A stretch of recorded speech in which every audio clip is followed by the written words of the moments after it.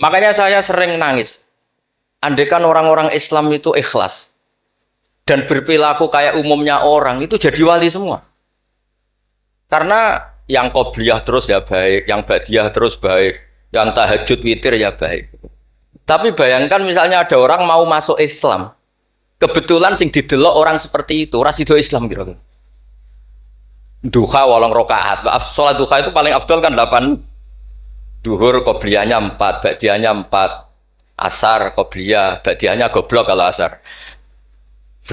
Bukan dipuji karena salah. Maghrib sholat awabin sampai isya. Isya itu witir itu sebetulnya 11 rakaat. Ditambah ba'diyah isya berarti 13 rakaat. Itu kira-kira sing apik Islam ora sida, mergo wegah salate. Tapi baru kayak wong Islam sing ra soleh-soleh, salate pas pendak maktubah. Wah, kita Islam kok gampang. Cek rokokan, bareng komat pateni semelok salat. Bar salam balik nang rokoke dirokok. Yang sangat saya hormati, yang sangat saya kagumi Kiai Haji Mustofa Bisri. Sedanten para habaib ingkang kula hormati, wabil khusus Habib Hasan Asgaf ingkang saya hormati. Mas-mas kawula keluarga teng mriki ingkang kula hormati. Yang masih haru nangis dawuh Gus Mus monggo diterusaken. Pergi ceritanya niku mengharukan betul. Kula bagian sing santai mawon. Jadi di antara yang disesali Sayyidina Umar itu justru kesolehan Abu Bakar yang berlebihan. Karena nirune terus kangelan. Terus kula mau ngertos niki kelakuane Mas Amak, Mas Aziz soleh pas-pasan supaya anaknya lebih ringan. Itu jadi nirunya lebih ringan. Jadi Abu Bakar ketika diangkat jadi khalifah itu pagi harinya masih ke pasar bawa dagangan. Ditanya beberapa sahabat, kamu mau kemana? Ya mau ke pasar. Ngapain? Ya cari rezeki untuk keluarga kami. Beberapa sahabat, kata beberapa sahabat, kamu tidak usah melakukan itu. Singkat cerita terus ada rapat supaya Abu Bakar itu digaji. Akhirnya digaji dan beliau gak perlu kerja tapi fokus memikirkan umurul muslimin. Tapi setelah beliau mau wafat, itu semua gajinya dihitung kemudian nyuruh keluarganya diganti. Akhirnya diganti. Setelah diganti, beliau dalam posisi wafat, segala kebaikannya diceritakan. Itu komentarnya Sayyidina Umar itu lucu.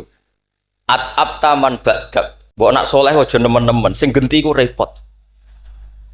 Jadi kalau Pak Hamid itu terkenal alim, terkenal wali, terkenal donyane mustajab, ku sing repot ku putune. Kalau nak gojlok Mbak Idris rawani. Mergo paman, tapi nak terus niku repot putune. Misalnya apa yang ganteng ya kalah ganteng. Apa alim ya kalah alim. Donga mandi ya kalah mandi. Pokoknya kalah kabeh. Terus repot. Mulane maca manakib niku nggih resiko sebetulnya. Kula niku cara dadi putune Mbah Hamid, iki ora wani cerita Mbah Hamid, demen diarani, lah putune kok ngene. Dadi niku nggih repot. Terus nak Gus Ipul mun nyerah mbek kula pun buat nyerah Gus dadi wali, mun kepengine wali kota mawon. Niku mun cocokan kalian kula pas kawine napa nikahe Mas Aziz. Terus babai wali tadi dekne frustasi mun frustasi. Buatan kepengen dadi wali kados babai tapi terus kepengen dadi wali kota. Itu kalau gak tawaduk ya frustasi memang. Kalau gak tawaduk ya frustasi. Tapi bagus lah.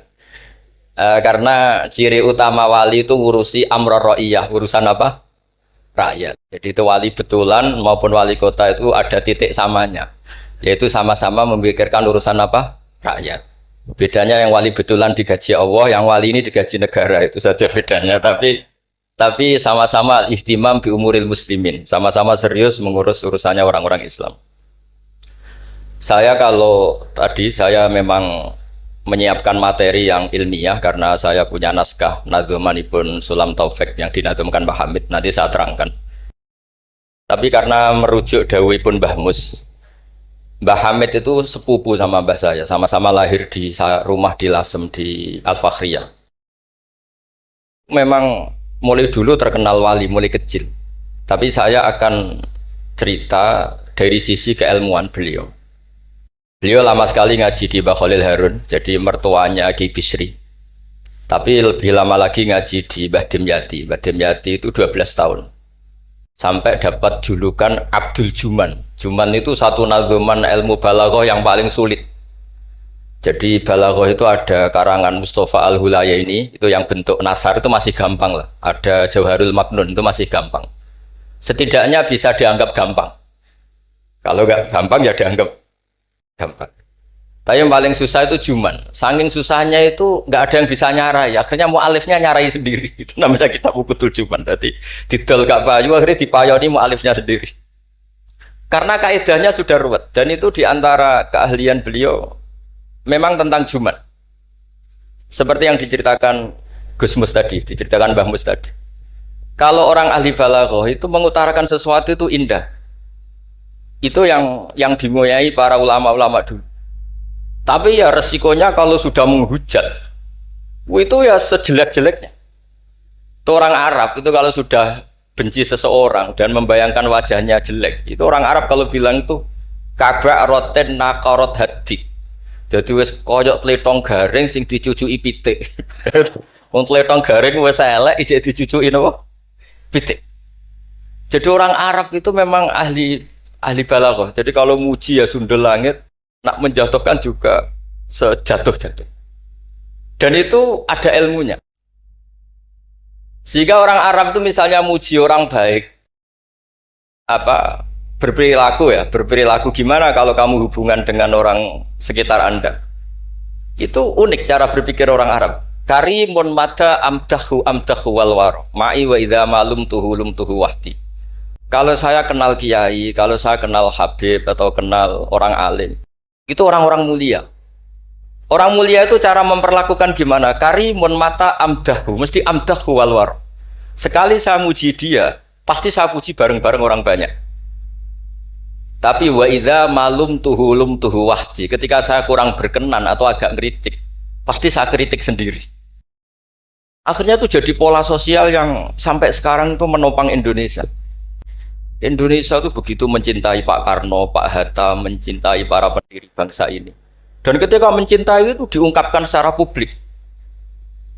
Dan ketika ada tidak cocoknya, misalnya ya apalah namanya orang kan ada tidak cocoknya, itu dimpet dewe. Jadi rodok-rodok buku sundupan kira-kira gitu karena memang itu etika yang benar. Jadi karimun mata amdahu wal waro ma'i wa idza malum tuhu wahdi. Orang mulia itu orang yang kayak apa? Orang yang ketika baik atau ketika kami puji, akan saya puji secara publik, secara massal, secara masif. Wa idza malum tuhu wahdi. Dan ketika saya kurang berkenan atau agak ngeritik, maka akan saya kritik sendiri. Misalnya dalam banyak hal, saya sama orang yang terkenal wali itu ya kadang tidak cocok. Tidak cocoknya mungkin hasut atau nggak bisa niru, tidak tahu saya. Tapi ya kadang-kadang tidak cocok. Tapi itu tampet. Dan ini tak omongkan itu untuk cerita, bukan. Karena wali itu ya punya rival. Ada rivalitas wali itu ya ada. Ada dua wali besar yang saling tidak cocok. Satu itu wali kalau sakit itu waduh, pokoknya sakit. Ditiliki sama wali, sama-sama wali.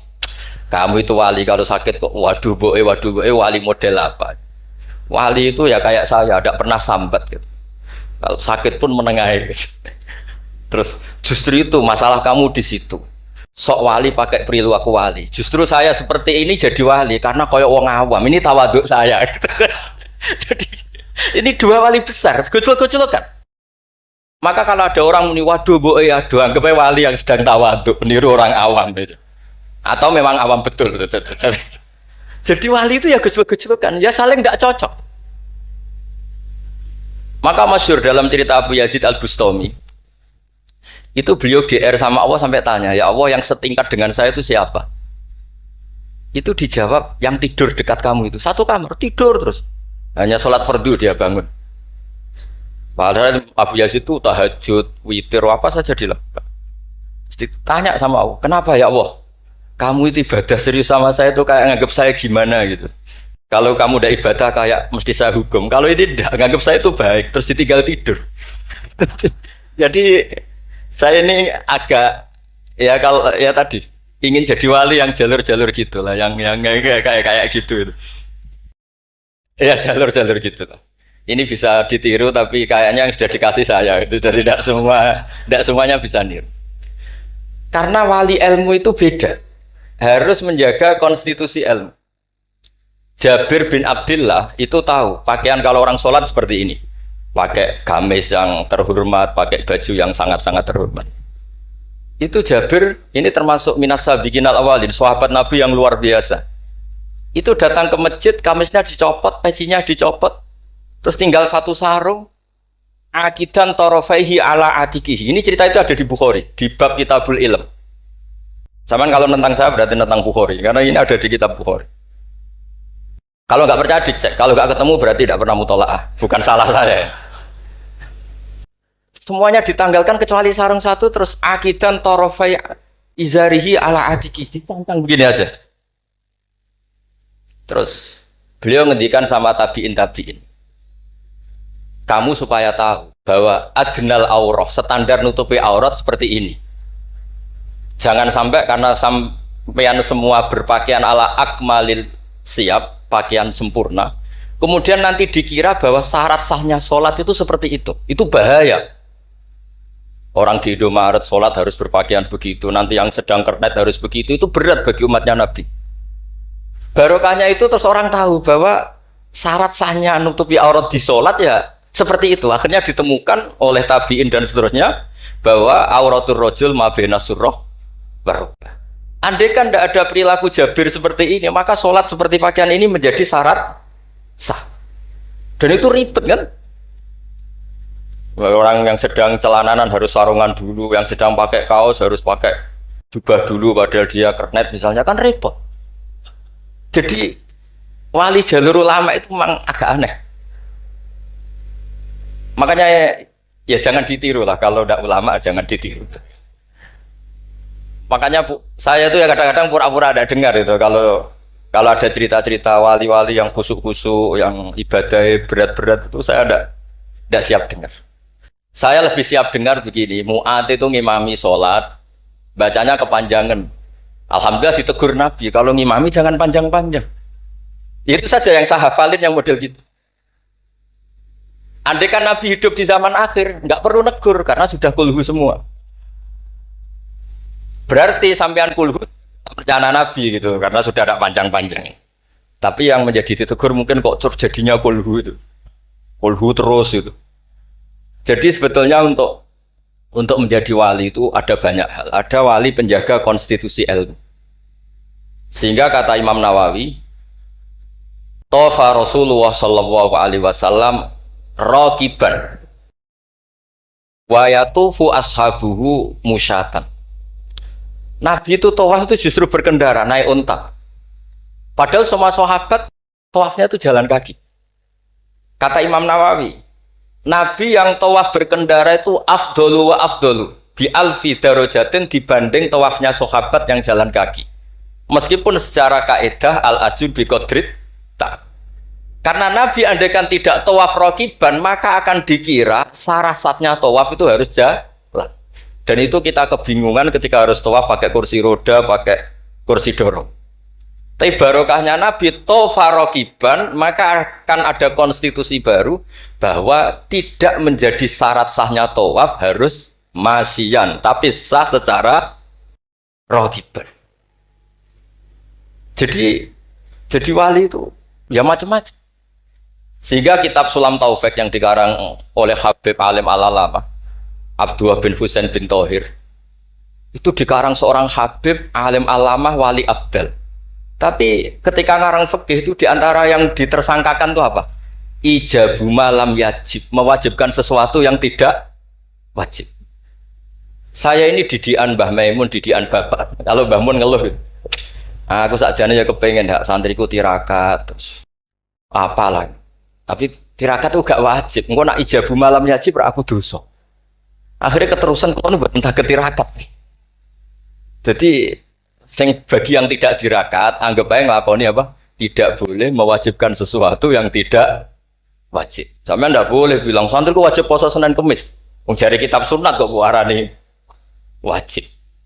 Tapi resikonya nanti santri merata puasa Senin Kamis, mereka mbok arani sunat terus. Resiko mana? Tapi apapun itu ini ilmu. Sehingga kata Ibnu Hajar Al-Asqalani, dan ini kebetulan banyak yang niru, tapi kita cukup punya argumentasi untuk tidak niru. Nabi itu sama sih ingat dawe Mbah Mun. Wong lakoni kitab ya aja nemen-nemen. Nak nemen-nemen kok kowe ya kaya wong-wong iku. Gak berusaha sebut lah, ini sensitif. Wong-wong iku siapa kamu tahu? Nabi itu kalau habis sholat, karena Rasulullah Shallallahu Alaihi Wasallam idan sorofa min sholatihi akbala alal hadirin atau alal musallin. Jadi Nabi setelah sholat, kalau beliau menghadap kiblat, setelah itu menghadap kemana? Ke timur, karena akbala alal hadirin. Tapi para syurrahul hadis, para syurrahul Bukhari itu menafsirkan itu tidak harus menghadap ke timur. Itu adalah bentuk maklumat dari Nabi bahwa imam setelah sholatnya selesai harus mengatakan sesuatu atau melakukan sesuatu apa saja untuk memaklumatkan kalau sholatnya sudah apa? Selesai. Kenapa itu harus demikian? Kata Imam Bukhari, kata Surahul Bukhari, orang itu berjalan 3 kilo, 7 kilo demi menangi Nabi itu jadi makmum. Bayangkan kalau Nabi tetap menghadap kiblat dengan posisi kayak tawarruk, lungguh tahiyat akhir, nanti Nabi dikira masih sholat.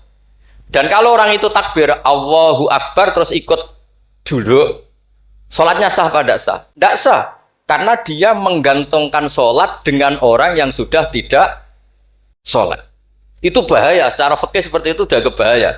Karena irtibatus sholat biman laisa fi sholatin, dia menggantungkan sholat dengan orang yang sudah tidak sholat. Dan itu secara fikih bahaya, maksudnya bahaya dianggap gak sah. Untuk memaklumatkan itu maka Nabi menghadap ke timur kalau dalam konteks Indonesia, supaya mereka tahu kalau Nabi sudah tidak sholat. Nah, Kiai-kiai Jawa pinter, penggantinya kalau madhep timur kok sawangane apa yang ngandani. Akhirnya madhep ngalor. Ini sudah kompromi politik, sudah ada ngadep netan, tapi madhep ngalor. Ada yang nggak madhep netan, nggak madhep ngalor, tapi mau istighfar, astagfirullahaladzim, astagfirullah. Sementing jangan tunjukkan dengan rokokan. Nah, itu nggak boleh. Jadi makanya nggak boleh membuang ilmunya ulama. Karena dengan penjelasan seperti itu sebenarnya yang paling pokok adalah pemakluman bahwa sholat ini sudah selesai, sehingga yang datang tidak menjadi makmum. Karena sekali yang datang posisi makmum itu nanti dia menggantungkan sholat dengan orang yang sudah tidak sholat. Kayak apa guru-guru kita? Dan itu bisa dipelajari dari kitab-kitab kesayanganipun Mbah Hamid. Saya dengan beliau kalau pakai keluarga, beliau sepupu mbah saya. Kalau pakai sanad guru ya misalnya saya sering ngaji sekali sama Mbah Maimun. Mbah Mun bisa lewat Mbah Zubair. Mbah Zubair dulu ngaji Kiai Fakih Mas Kumambang yang di Gresik itu. Kiai Fakih ini ngaji sama Kiai Mahfud Termas. Berarti saya kelima. Kalau Mbah Hamid misalnya ini Gus Sama, Mbah Idris, Mbah Hamid, Mbah Dimyati. Mbah Dimyati itu adik kandungnya Kiai Mahfud Termas, juga muridnya. Jadi hitung sanad itu nanti ketemu semua di Sayyid Abi Bakar Sato, pengarang I'anatul Thalibin. Atau misalnya saya pakai Mbah Mun, Mbah Karim Lirboyo. Mbah Karim ini sama Syekhona Khalil atau sama Mbah Hashim. Setelah itu Mbah Mahfud ya sama dugi Sayyid Abi Bakar Sato. Karena Syekhona Khalil di beberapa manaqibnya itu pernah ngaji langsung sama Sayyid Zaini Dahlan, gurunya Sayyid Abi Bakar apa? Sato. Tapi ketika masih sebagai thalibul ilmi pernah ngaji juga di Sidogiri, pernah ngaji di babah istrinya Gus Aziz ini di Kiai Nur atau di Kiai Soleh di Langitan. Jadi kesanatan guru kita ini sama.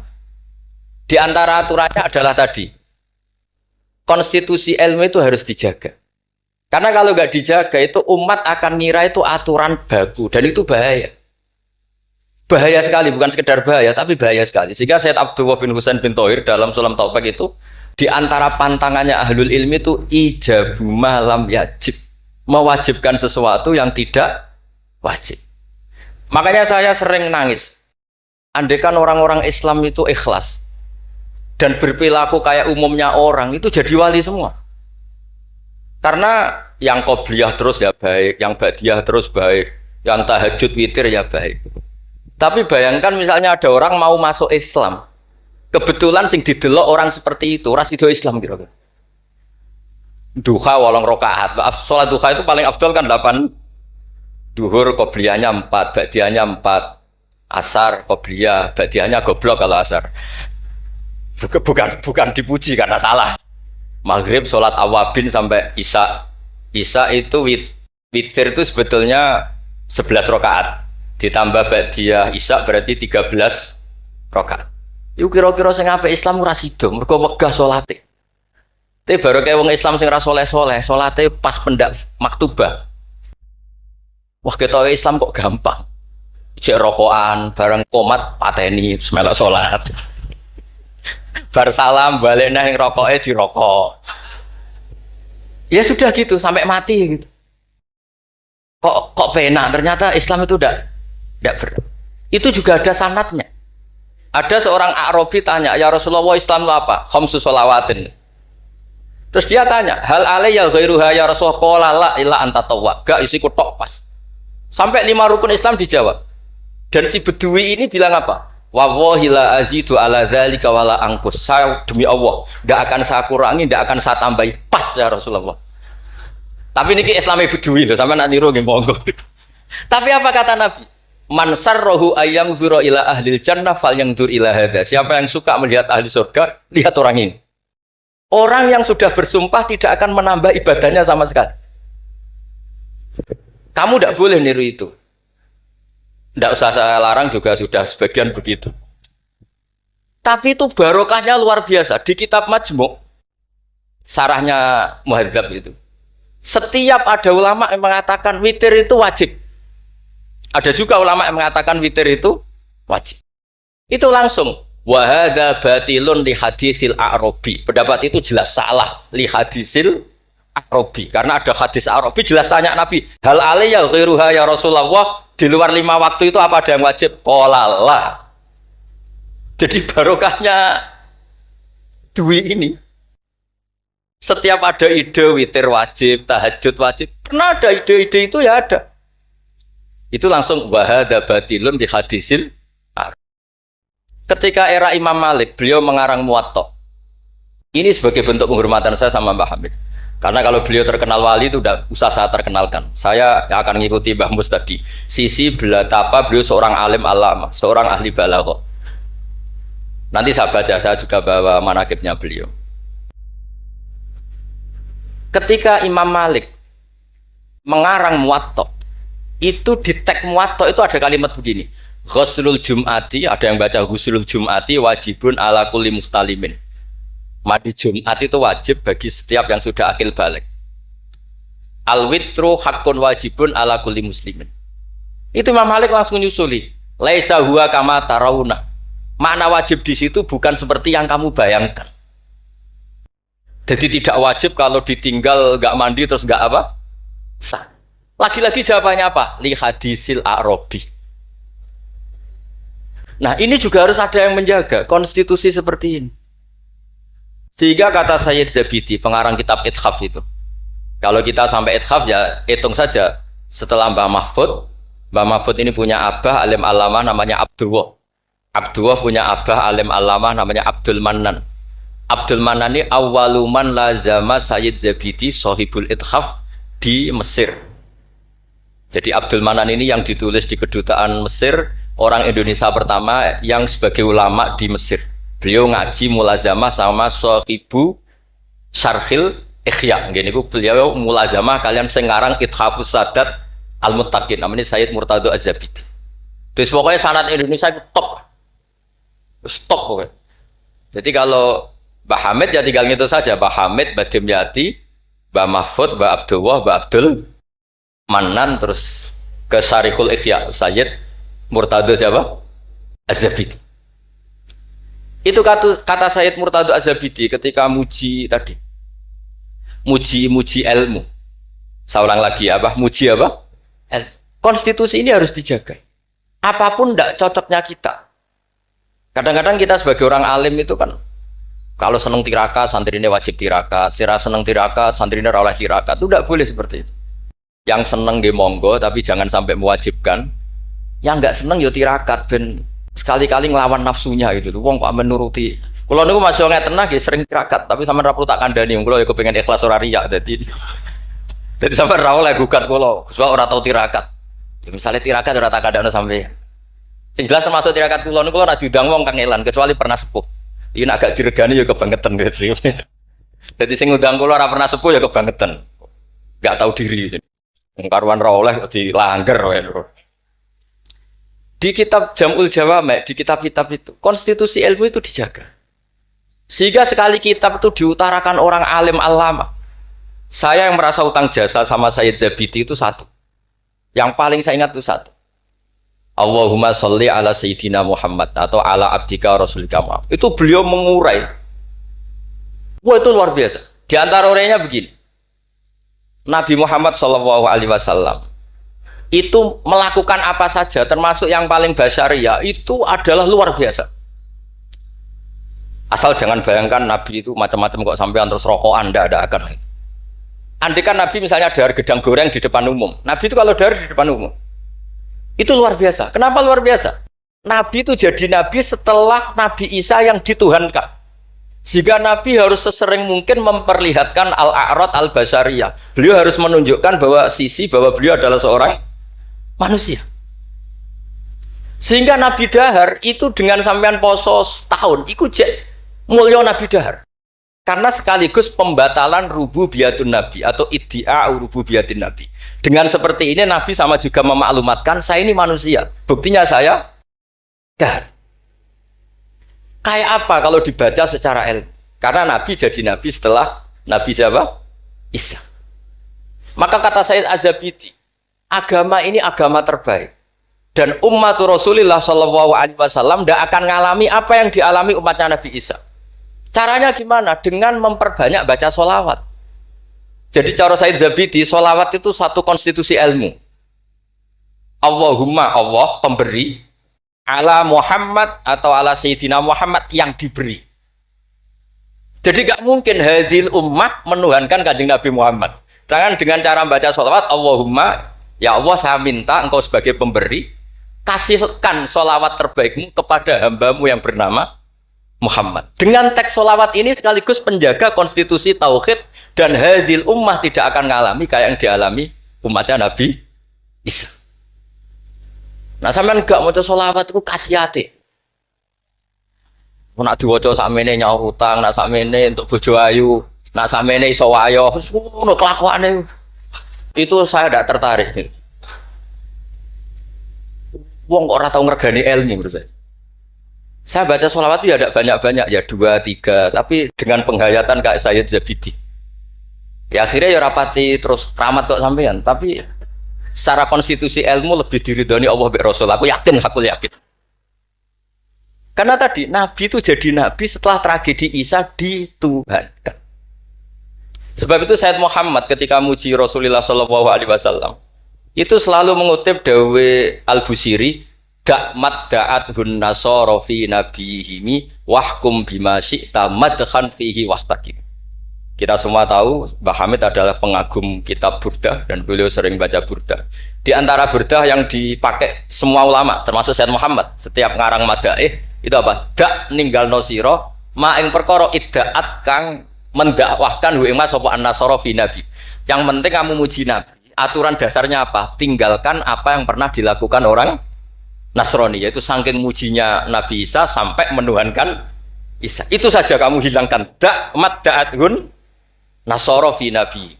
Setelah itu kamu tanggalkan, kamu hilangkan wahkum bima syi'ta madkhan fihi takim. Setelah itu kamu muji Nabi Muhammad sundul langit gak apa-apa. Asal sudah meninggalkan dak mad da'athun. Dan itu kata Sayyid Zabidi, kita tidak usah susah-susah. Dengan membaca sholawat itu sudah seperti itu. Karena kamu minta Allahumma ya Rabbi. Berarti Allah posisi pemberi karena Tuhan. Nabi apapun ala qadru, apapun tingginya derajatnya Nabi itu posisi penerima. Sehingga kita muji Allah karena dia Tuhan dan muji Nabi sebagai ahabbal khalqi ilallah yang paling berhak mendapat afdholas sholawat minal. Wah, nah coba kalau orang Islam baca sholawat kayak itu, kayak apa luar biasanya? Itu yang bisa seperti itu siapa? Lagi-lagi ahlul ilm. Kalau tidak ahlul ilmi ya kasiyate tadi. Paket ini untuk apa? Paket ini untuk apa? Ya ribet. Kalau nggak sering jalur ijazah tiang, tapi alhamdulillah terkenal ramandi terus udah buat.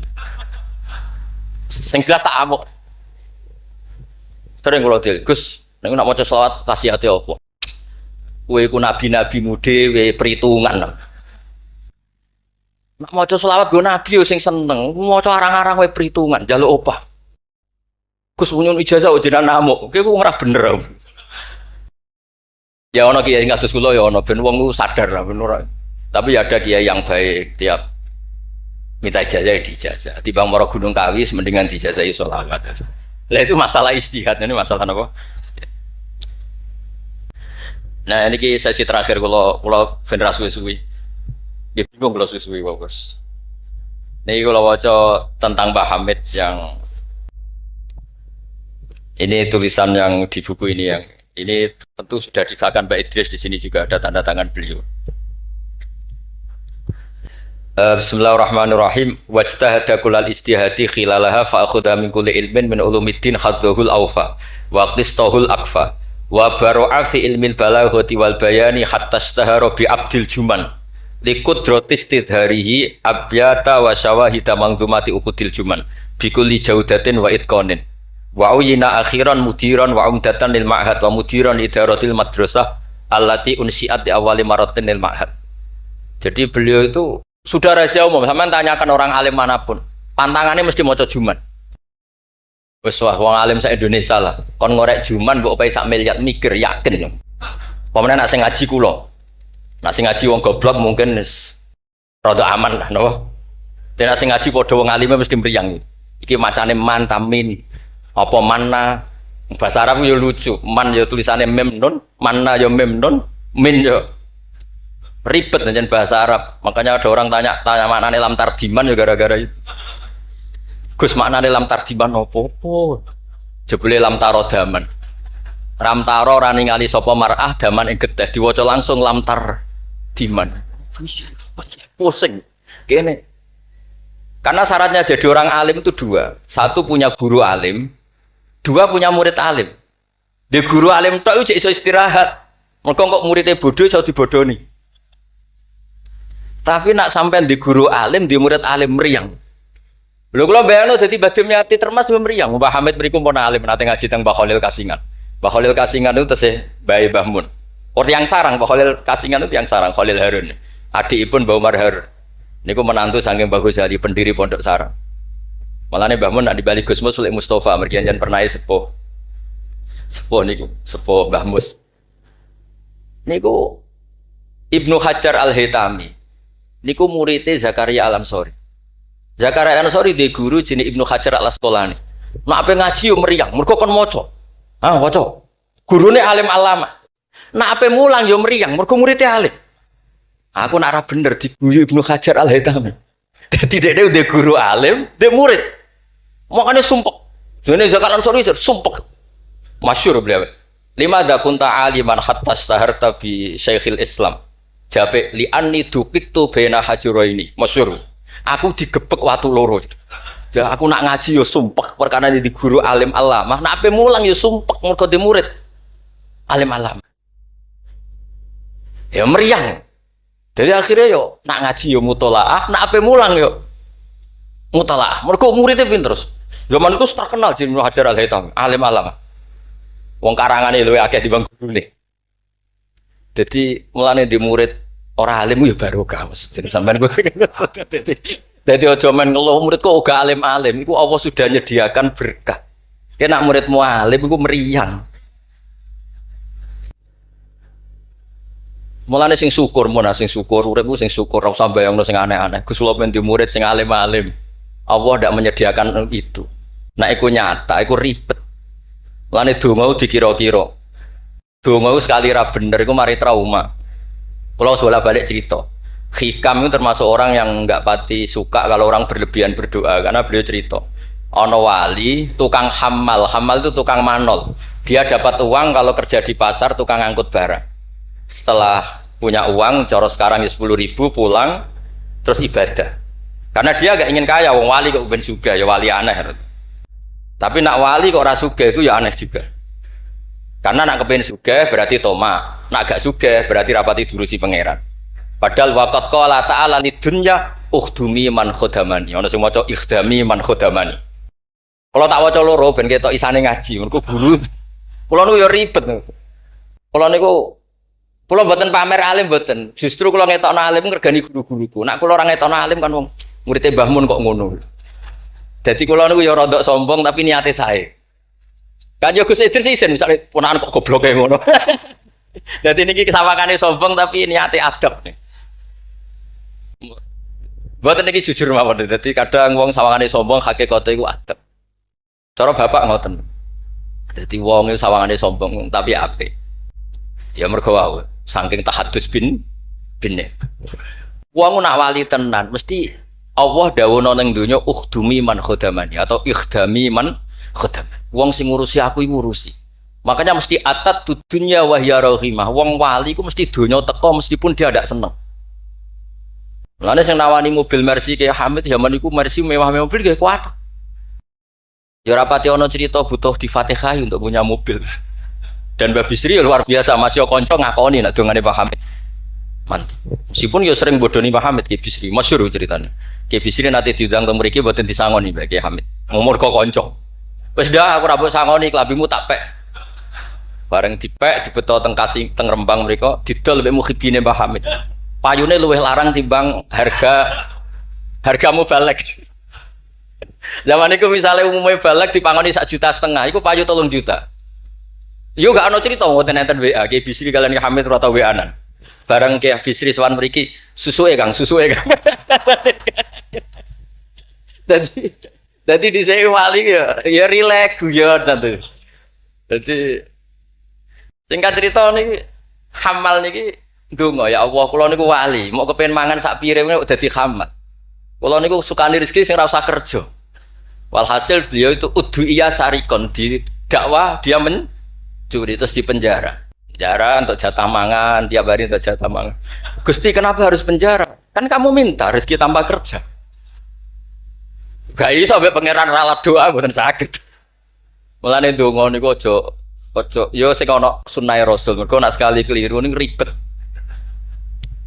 Mulane kula nate wonten tiyang melarat wedok elek kebetulan niku rayu. Yo dongano Gus, dongano bojo kula niku sugih. Aku ya tak jawab. Sampean siap nak bojomu sugih? Maksudnya nak sugih mesti pertama digenti ku omah. Bariku mobil. Bariku mesti dievaluasi ku sampean. Omah wis apik, mobil wis apik, mau karek sitok. Kok penumpangnya ngene. Akhirnya mun Gus Rafsah. Dadi donga iku ya kudu dipikir lho.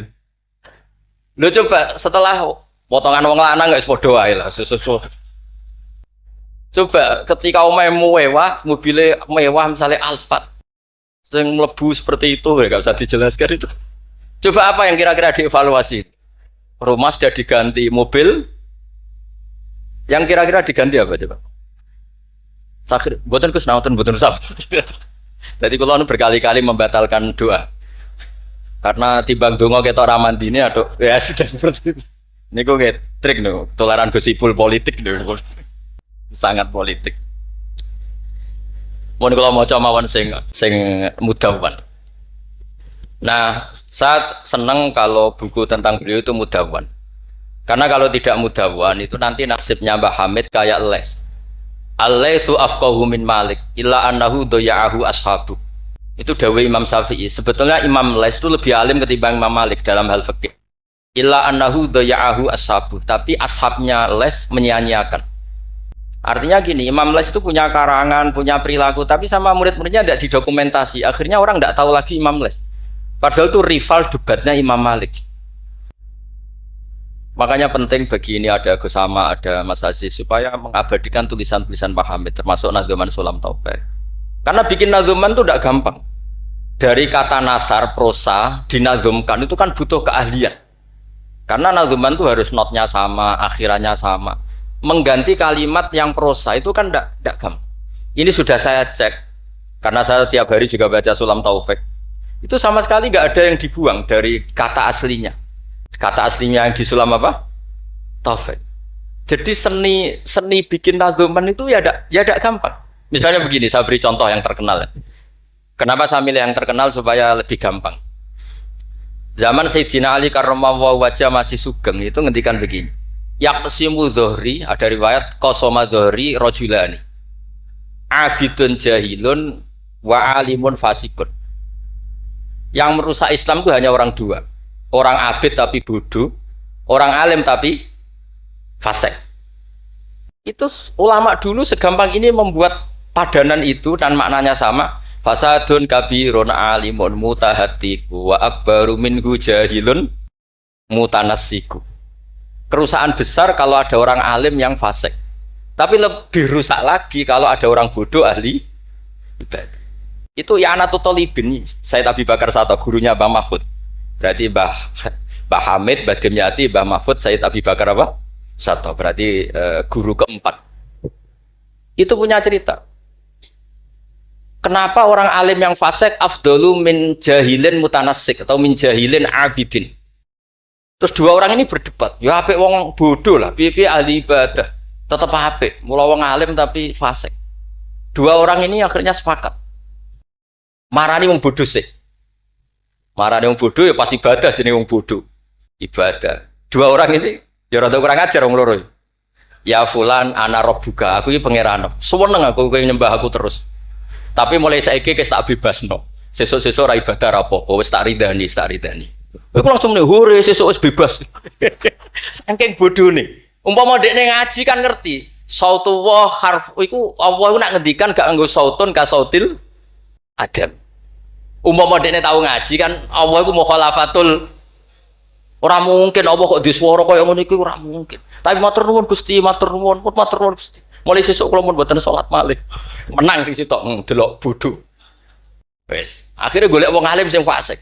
Itu lagi pas mabuk jenenge fasik. Mabuke jenenge masjid bisa. Wong alim piye bisa dhewe bau-bau masjid. Mabuk ning masjid. Seneng sing sitok. Wah, satu-satu berarti mergo sing mau bodoh, sing sitok mabuk. Seneng sing dia pendapat ya apik wong abid sing bodoh timbang alim fasik. Mergo pas mabuk. Oleh muni ya padha kok pager. Ya fulan. Ama tastaqi minni ana rabbuka. Mbok wong diisin to ambek aku pangeran ndelok kowe kok amen mabuk. Si wong alim mau masuk mabuk iki jadi sisa-sisa alime. Golek pedang. Ya fulan ulimu kal ana rabbak. He fulan tak ulang pangeranku sapa? Ono pangeran kok nyuwara. Dibedhek. Artinya dekne cek memenuhi definisi ilmu nak wa mukhalafatul bil khawatir. Wis mabuk lho cek waras. Ya maksudnya nak iso ya aja bodoh, aja ngono maksudnya nak iso. Tapi ini kalau cerita tentang Mas Sama, tentang Mas Aziz ini mas-mas kula sedanten. Enggak gampang. Jangan kira terus ini hanya nukil, enggak gampang. Dari lafadz apa nathar, prosa, kemudian menjadi apa? Nadzuman kayak tadi dari qasama dhuhri rajulani. Terus diganti apa? Fasadun kabirun alimun mutahatiku akbaru minhu jahilun mutanas. Ini saya beri contoh ya. Tak beri contoh. Mari sampean dorang tidak semuanya ngaji Sulam Taufik. Nah, kalau ngaji terus radi ngertos dari teks aslinya. Misalnya begini ya, ini yang hatmun alal mukallafid dukhulu fi dinina ja'a bihi rasulu ma'asubuti fi bidawami wa akhdhi lazimin la ahkami. Ini kan persis teks di aslinya. Sampean siapapun yang ngaji Sulam Taufik pasti tahu. Terus kada kafis sifati wal af'ali subhanahu an al-sunil juhali. Ini mengganti ta'ala amma yaqulu na'uluwang kabiro. Ursila rahmatan ilal makhluqi turran wal ma'rufu bil masduki. Ini berarti pengganti kata rahmatan lil alamin. Terus ini yang yalzamu kullu muslimin ayyamna'a islamahu wa saunu amma qata'a min qaulin aw fi'lin aw i'tiqadi wa walladhi yatuna birtidati. Ini kan waqad fasya tasahulul kalami fi zamani mukhrijil islami. Itu kan di apa? Di kitab Sulam Taufik memang kalimatnya seperti itu. Wayak suruh fi hadza zaman at-tasahul fil kalam begini sampai keluar dari mereka kalamun sing mengeluarkan mereka dari nopo Islam. Terus di sini diganti waqad fasa tasahulul kalami fi dzal zaman mukhrijil islami wala yarona dzaka dzamban fatla angkau nidzakal fi'li kufron asla. Itu kan meskipun kamu hanya dengar itu persis seperti kata nasarnya. Tapi oleh Mbah Hamid digubah, monggo Mbah Firdaus, sedemikian supaya menjadi nadoman yang mudah dihafal. Jadi itu butuh malakah. Nah, kenapa beliau punya malakah itu? Karena ketika ditermas di antara kitab yang beliau kaji itu adalah Uqudul Juman sampai punya gelar Abdul Juman. Jadi saking mulazamahnya kayak kamu kalau suka uang itu kalau orang Arab bilang Abdud Dinar. Makanya Nabi kalau ngeritik tak isa Abdud Dinar, tak isa Abdud Dirham. Jadi kalau orang menekuni sesuatu itu disebut apa? Abdul. Itu dulu Kiai Hamid ditermas sampai punya gelar Abdul Juman. Saya kira ngoten nggih pun masyhur sedanten. Assalamualaikum warahmatullahi wabarakatuh.